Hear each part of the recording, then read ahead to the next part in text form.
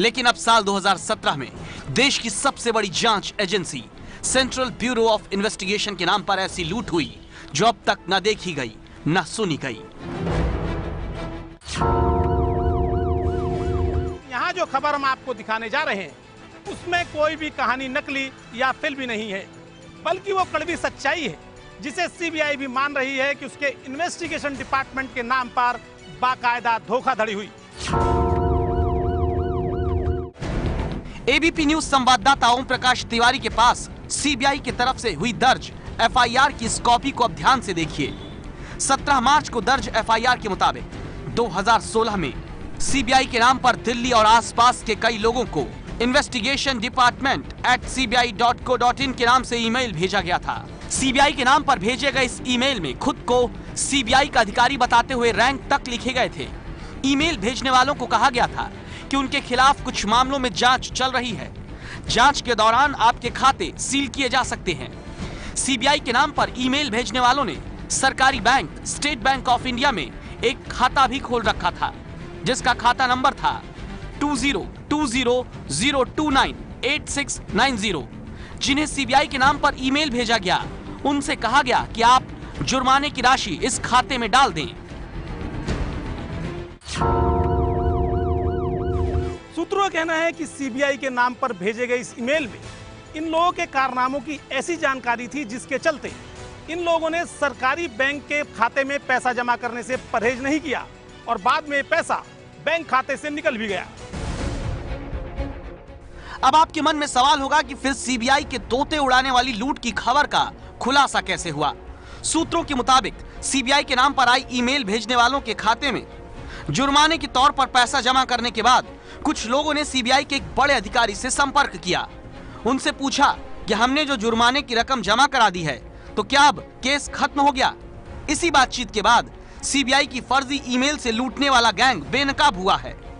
अब इस पूरे मामले में केस दर्ज कर सीबीआई जांच में जुट गई है।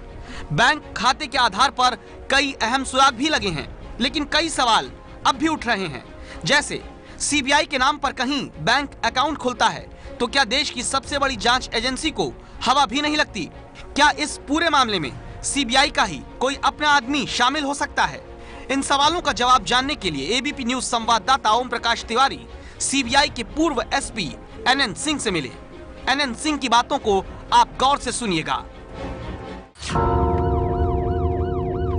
सीबीआई के नाम पर अगर कोई डोमेन रजिस्टर्ड होता है तो कोई जरूरी नहीं कि सीबीआई को इसकी जानकारी हो जाए, लेकिन अगर सेंट्रल ब्यूरो ऑफ इन्वेस्टिगेशन के नाम से कोई डोमेन खुलता है, रजिस्टर्ड होता है, उसकी जानकारी निश्चित रूप से सीबीआई को हो जानी है।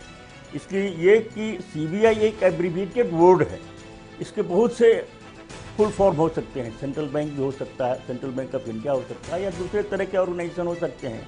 इसलिए इसकी जानकारी सीबीआई को हो जाए, सेंट्रल ब्यूरो ऑफ इन्वेस्टिगेशन को, कि सीबीआई के नाम से डोमेन खुला है, यह कोई ज़रूरी नहीं।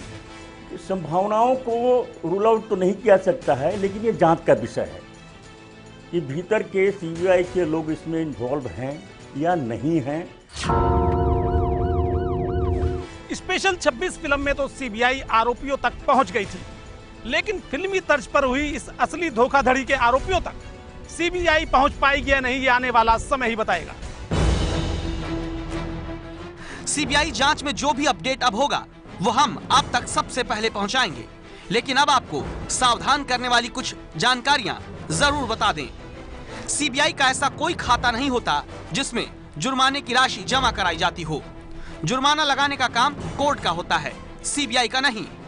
सीबीआई ईमेल, नोटिस, फोन आदि के जरिए लोगों को सिर्फ पूछताछ के लिए या दस्तावेज लेने के लिए बुलाती है। अगर आप भी सीबीआई के नाम पर भेजे गए किसी फर्जी ईमेल से ठगे गए हैं तो आप फोन नंबर 01124362755 पर शिकायत कर सकते हैं। ये है एबीपी न्यूज, आपको रखे आगे।